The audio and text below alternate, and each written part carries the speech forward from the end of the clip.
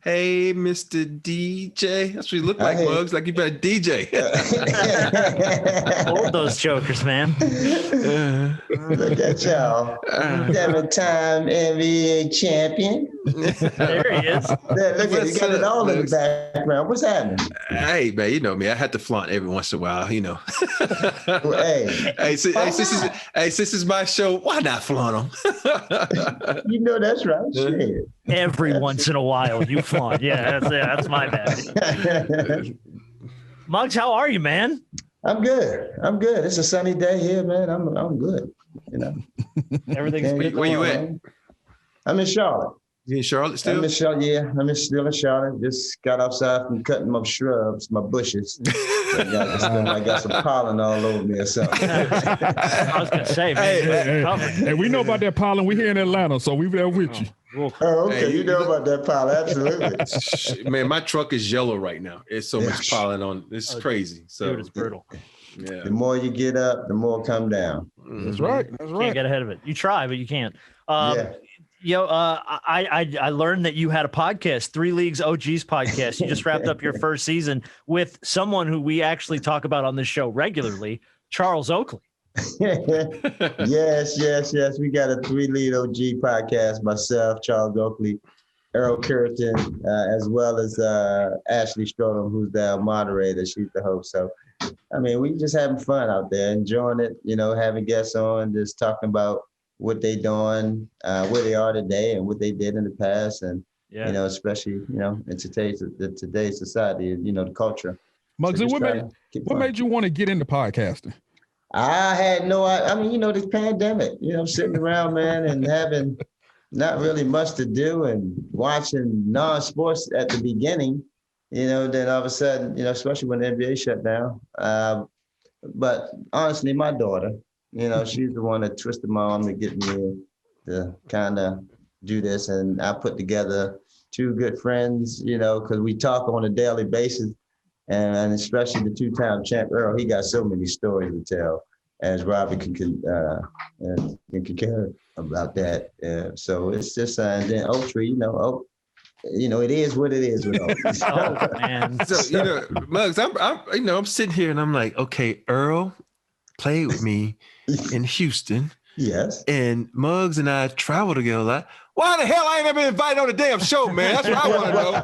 Well, you know, you was coming out. That's when Brittany told me, she said, he got a podcast. I'm like, what? He got a podcast. He out there, I see him on the jump. I'm thinking he's so busy, he on the jump, he ain't got time for us. You know? But now we know. The invitation, baby. Man. There's people in this world you always make time for. I'm going to make time for you. I make time for Earl, and I'm scared of Oak, so I'm gonna make time with him. Well,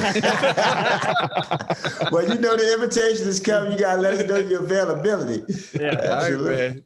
Hey, because you know when I just want to talk to Oak. I want to talk about one of my foolish mistakes I made, and I remember we playing them in the finals in '94, and we had this play, and it was an out of bounds play, and they threw it up, and I dunked on Oak, and I kind of like did the in Oak's face. And Oak looked at me like, you know, you better be glad this is fine. I would knock you out.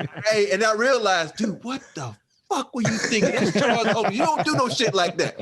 And you don't have that in today's game. You can do all types of antics and do things, and guys just gonna look at you like, okay, it's all right, you know, gonna move on. But you know, that's one thing about Oak. He was a true. When you talk about enforcers, that was one of the best enforcers in the game. And I had a moment of stupidity. Yeah. I'm just calling it what it is. A moment of stupidity. But so I want to come on the show just so he and I can talk about that, and so I can ask him why didn't he knock me out that day. And one thing about him, you know, he's like an elephant. He don't forget nothing. Yeah. You know what I'm saying? So he remember anything, especially that this was dealing with himself. So I'm quite sure he got a response to that. Mm-hmm. What do you see in today's game versus when y'all played? It's just so different. You bring up guys like Oak. I mean, did you ever have a moment on the court where you were just like, damn, like this is like you get hit or somebody just, you know, knocked you down on your ass that you look at today's game and go, that does not fly today? Oh, absolutely. I mean, you know, I played in the 80s, the 90s, and the 2000s. So, you know, when I got welcomed into the league was through Buck Williams, and he gave me 7-8 stitches across my eye. because I thought I was going there and try to get a rebound. And back then, little men don't supposed to be coming in the paint. And they let you know each and every time you come in the paint, and they make you feel it. So, today's game is totally different. The athletes are totally different. And, they like to see more offense as opposed to defenses stops. And it's a little boring and to where you're holding people under 85 points and that sort of thing and putting them on the floor every night. So they want to see excitement, and that's where the game is today. And the skill sets, allow that to happen. We got 7-footers, bring the ball up the court. Well, we have 7-footers playing with their back towards the basket. Right. Yeah. You talk about, you were a little guy in the league, and you had to have the extra layer of toughness when you're a little guy, because you got to make people respect you, because they're like, look, there's a little guy amongst all these trees. So when you look at the game today, do you have any favorite, little guys? You got Trae Young, you got, Chris Paul still in the league, guys who are considered little guys. Do you have a favorite within the league today? Well, they 6 feet tall, so Right. but they consider little. They consider little. They still in that small range. And that's the same thing when I was kind of growing up, and they was telling me about Tiny Archibald, and I looked at Tiny, and Tiny was 6'1". I'm like, ooh, he ain't so tiny. But they fit that narrative. The Ty Jones as well, and these guys at the small stature, but the skill set, the way them guys are playing, Chris is a throwback point guard. He's one of them type of guys where, you look at his style of play, he can play in any generation. We all believe we can anyway.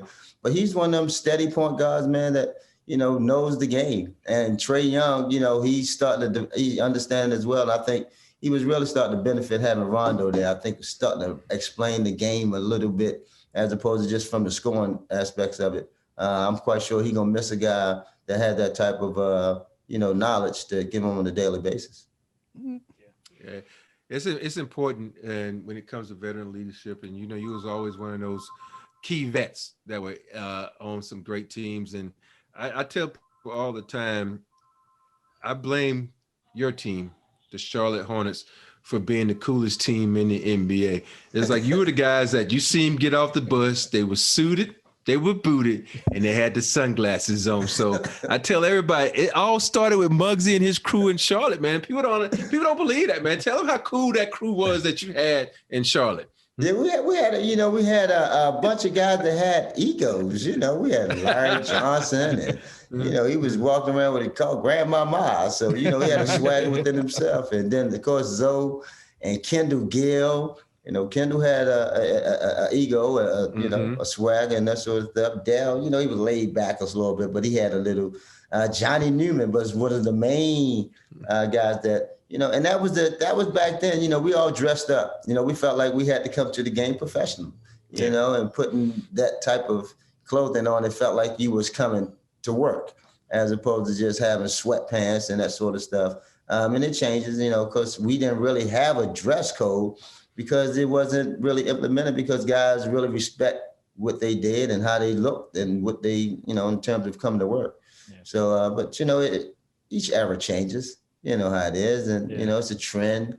We had the baggy pants. Now you got the tight skinny jeans now. So. Hey, Muggsy, let me just say, tight skinny jeans ain't for everybody though. Hey. No, yeah, absolutely. That takes 15 minutes just to get them off, man. I can't wear no skinny jeans. It takes too long to get them off. Me. I'm like the time. I wear baggies, zip, snap, and drop. That's what I'm all about. keep them elephant legs, baby. Some of us need a little room. Well, Muggsy, obviously LeBron is starring in the new Space Jam. Put out the promo not too long ago. It comes out in July. So obviously you were in the OG, the original Space Jam, which everybody holds so near and dear to their hearts. What are you expecting? Have you seen the clip? What are you expecting from it? And what are some stories that you have from the set when you were shooting the original Space Jam? Well, I have no idea what this one's going to be about. I mean, I haven't even really seen. I see a little small clips of some of the trailer, but not much to have a true comment on it. I don't know. I mean, maybe they're going to save the universe because we saved the planet, so I have no clue. But it was just fun back when we did it. The characters that we had, myself, LJ, and Sean Bradley, and Charles, and Patrick, and MJ. I mean, on the set, we had no clue that it was going to turn out to be an iconic movie. And I remember one day we had a morning shoot, and LJ decided he wanted to get his hair cut, but it was nobody on the set to cut it besides this guy, a Caucasian man who never cut an African-American hair in his life. So oh my goodness. He experimented with L and gave him a bowl cut of it. So long story short, we had to cancel the shoot that morning. Because he was not going on camera with that type of haircut, and they had to have somebody come over to tighten them up, and so we can, be able to shoot it. But it was such a fun time on that set. And, and today, I mean, the movie Space Jam that's coming out now, I'm quite sure it's going to be catered to the modern day in some sort of way, and where it fits LeBron and his character and what he meant, to the game and so forth. So I'm looking forward to seeing how it turned out. Yeah, it's gonna be cool. On behalf of all Caucasian men, I apologize. I don't know what the hell that man's thinking, picking on the pair of clippers. I don't know what the hell Larry was thinking he could cut it. Like, oh, you never cut a black man's hair? Yeah. What the hell are you doing, man? You got to know, you got to grip that shit the right way. You got to pull it. They don't understand when you cut the black man's hair. You got to grip it. And then you got to be tightened up right. You got to have the right. You got to go. You can't go against the grain. You can't go against the grain. Right. You can't go against the grain. See, we don't know any of this. No. White guys know Floby. We just know, like, okay, just keep all one. I'm good, man. That's it. That's all I got for that. I apologize. I'm sorry. Oh man. Man, Muggs, talk a little bit about the Muggsy Bogues Family Foundation, because I know that's obviously near and dear to you, and Rob as well. We do a lot of philanthropy stuff with Rob. So talk a little bit about your foundation, man. What you guys do and kind of who you work for. Yeah, well, it's we try to help families out. For one, we created a scholarship program for vocational bound students. Like, a lot of folks are catered to, especially the IT kids. But we wanted to make sure that these vocational, aspirational type of kids that have resources, and try to take the burden off of their parents and so forth. So we created a scholarship where they can kind of come and fit the criteria and apply for it. And also we have another program where we kind of take care of at-risk families, try to help them overcome obstacles with their basic needs and so forth.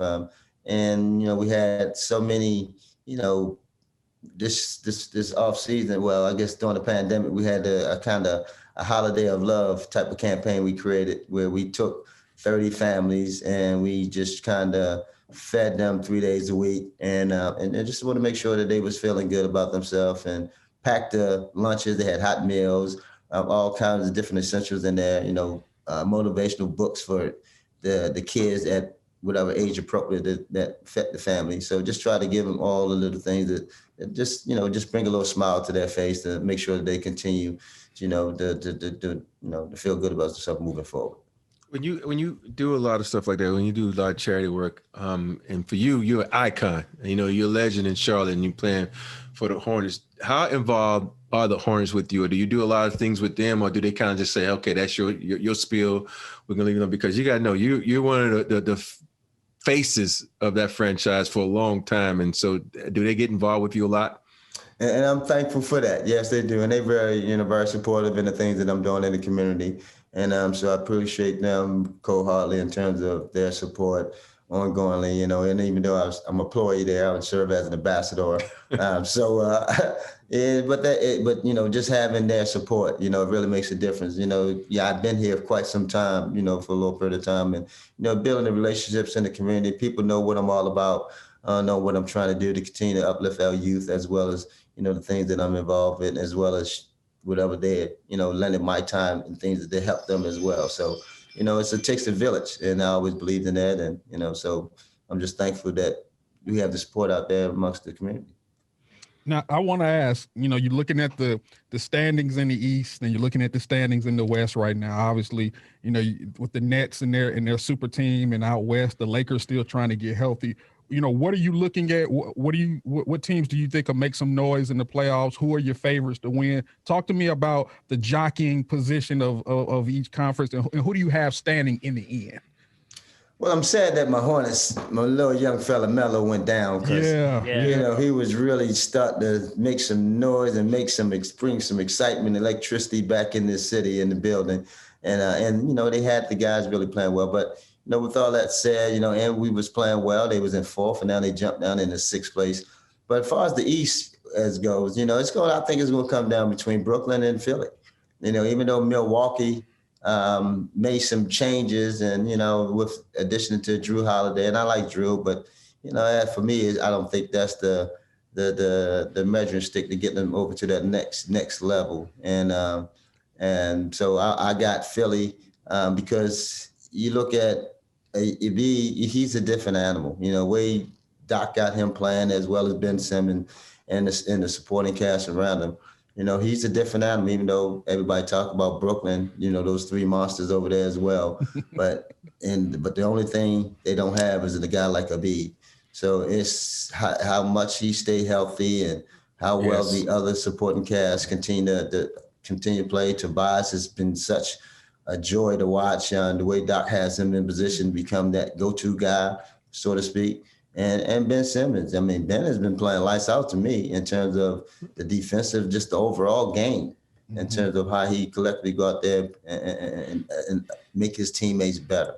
And as far as the West, I mean, you look at, the Lakers, this depends on their health, though. It depends on how healthy AD comes back and LeBron, what LeBron going to bring to the table. I mean, no one knows that, but it's about AD, his health and how well he's able to, stay on that court because he's a difference maker. He's the guy that no one, in the league has the type of, versatility he brings on a nightly basis. And but I don't also, discredit with Denver, but it's sad that Murray went down. I think their chances kind of limited in a way. And the Clippers going to be there. You ain't going to not forget about the Clippers because with Kawhi and with Rondo there in terms of just leadership, it's not so much court presence, leadership, keeping those guys accountable in a way where, they know every night they got to bring it because it's what it's going to take to be a championship. And I think that's what, those are my teams that I think are going to be there. For me, if when you talk about that Brooklyn and Philly matchup, I'm so excited to watch Ben Simmons go up against Kevin Durant. I think when you look around this league, who can guard Kevin Durant? And Ben Simmons to me is probably one of the only guys that are long enough, quick enough, and has the strength to guard KD.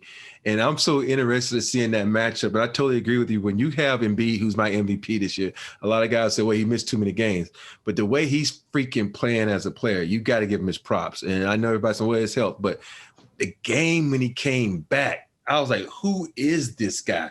He's like a mix of Shaq and Dream. And it's crazy how good this guy can be. If he could just, continue to keep his body healthy and continue to go, trend the right way, he's going to be a monster because there is nobody. I know we talk about DeAndre Jordan.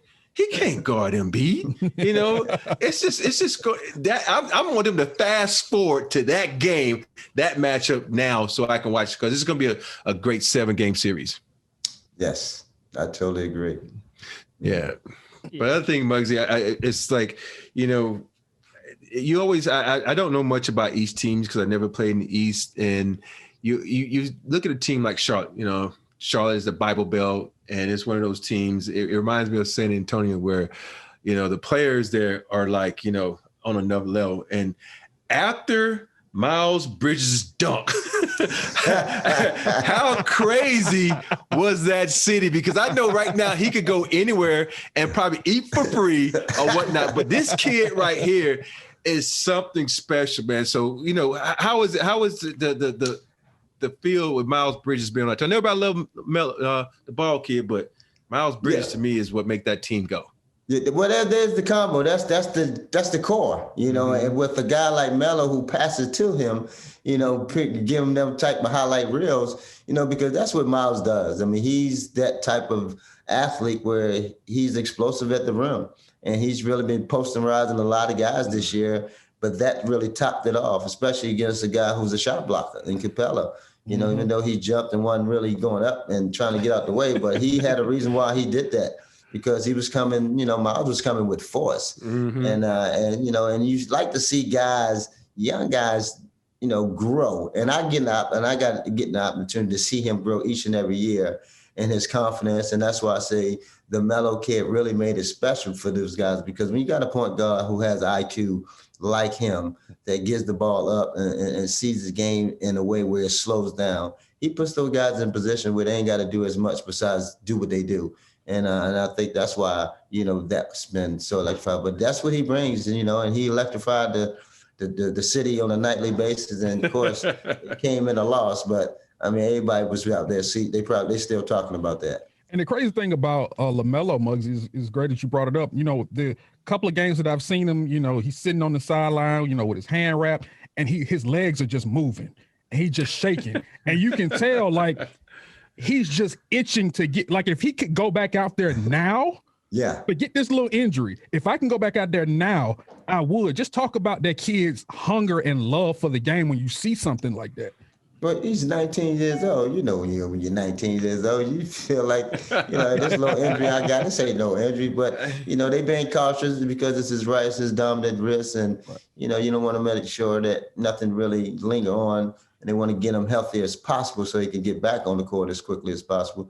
But his demeanor, I think playing overseas really benefited him. Mm-hmm. He got him the opportunity to play against pro players, and the game became, and I've told guys, before this thing even started, because of he's a pass first type of guard and the height that he has, he's going to be, he was already my rookie of the year before that even started. Mm-hmm. Of course it's going to change because he got hurt, but I just had the vision. I saw what he brought to the table because I'm a point guard and you can see certain things, but that's what he does. The game has slowed down for him in a way where nobody really expected.